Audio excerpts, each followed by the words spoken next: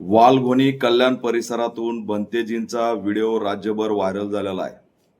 काल सकाळी मोठ्या प्रमाणात पोलीस फौज फाटा लावून त्या ठिकाणी बुद्धभूमी उद्ध्वस्त करण्यात आलेली आहे. एक भीमा कोरेगाव स्तंभाची प्रतिकृती होती, मूर्ती होती, विहार होतं. हे सगळं उद्ध्वस्त करण्याचं काम कल्याण परिसरामध्ये झालेलं आहे. हे कुणाच्या इशाऱ्यावर झालं? खासदार श्रीकांत शिंदे यांच्या इशाऱ्यावरती हे सगळं घडवण्यात आलेलं आहे.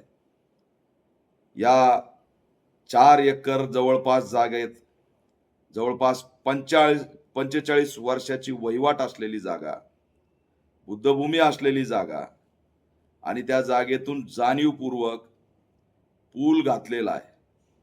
आपण बघितलं असेल समृद्धी महामार्ग, शक्तीपीठ, जे अधिग्रहण होतं, ज्या ज्या जमिनीतून सरकारी योजना जातात, रस्ते जातात, त्या जागा मालकांना, संस्थांना मोबदला दिला जातो. परंतु या 4 एकर मधून पूल घातलाय आणि हा पूल घालत असताना बुद्धभूमी याचाही विचार केला नाही.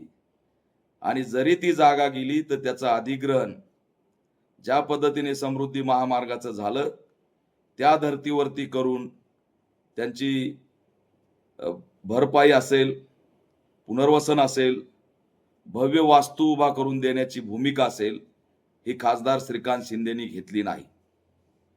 खासदार श्रीकांत शिंदेचे नातेवाईक Thorave and Tendulkar infra private limited हे त्यांचे नातेवाईक आहेत, हे गुत्तेदार आहेत आणि यांना फायदा पोहोचवण्यासाठी या ठिकाणी हे कट कारस्थान करण्यात आलंय. एकीकडं सन्माननीय एकनाथ शिंदे साहेब बौद्ध कार्यक्रमात येतात, बौद्धांना असणारा आश्वासित करतात, मी डॉक्टर बाबासाहेब आंबेडकरांमुळे मंत्री म्हणून सांगतात आणि दुसरीकडे आमच्या भिक्खूला पिटाळून लावण्याची वेळ पोलिसांमार्फत हे आणतात.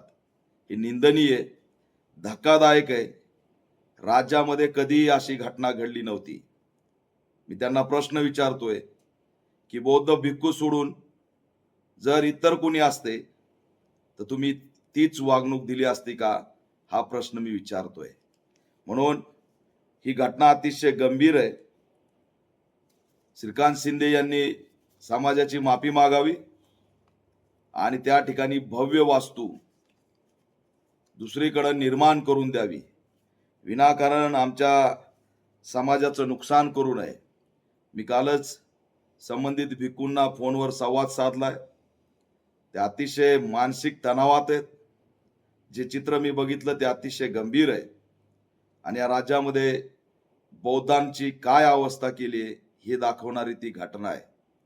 इतर धार्मिक स्थळं वाचवण्यासाठी मार्ग बदलणारी सरकार आमच्या स्थळांना, झोपडपट्ट्यांना घेरून त्या ठिकाणी रस्ते काढते.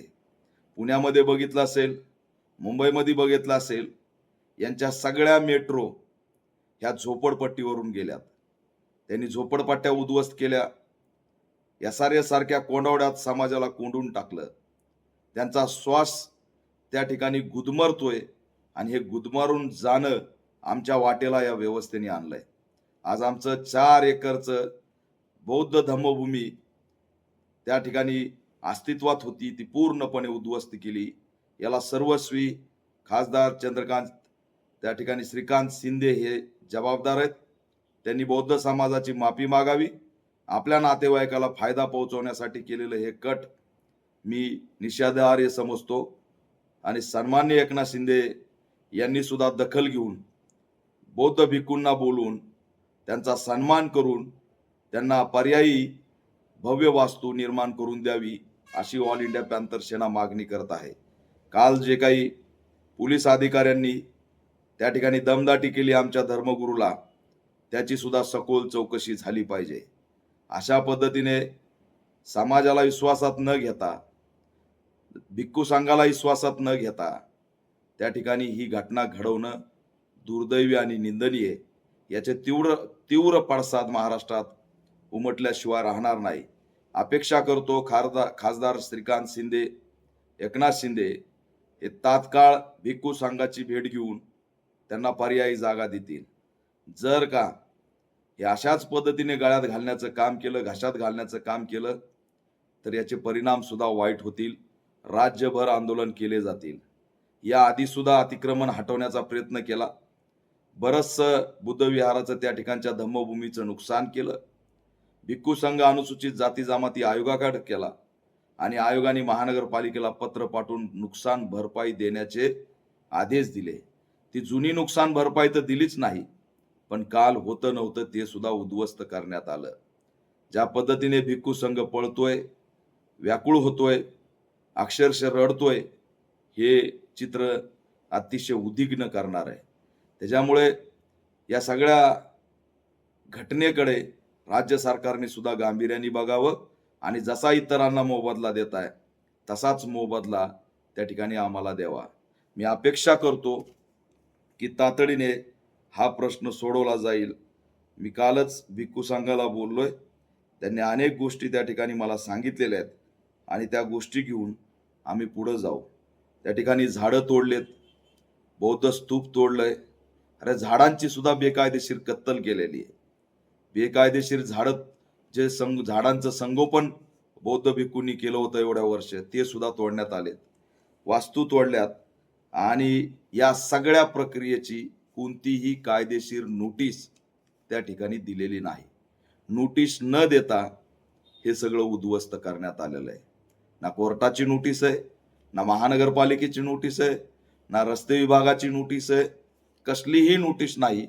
JCB येतात, पोलीस येतात आणि दादागिरीने हे सगळं उद्ध्वस्त करतात. या दादागिरीशाहीचा आम्ही निषेध करतो. भिक्खू संघाने मला थेट नाव सांगितलंय. खासदार श्रीकांत शिंदे हेच या सगळ्या कारवाईच्या मागे आहेत. त्यांनी असणारं तात्काळ समाजाची माफी मागून पर्यायी वास्तू केंद्र निर्माण करून द्यावं अशी ऑल इंडिया पॅंथर सेना मागणी करत आहे.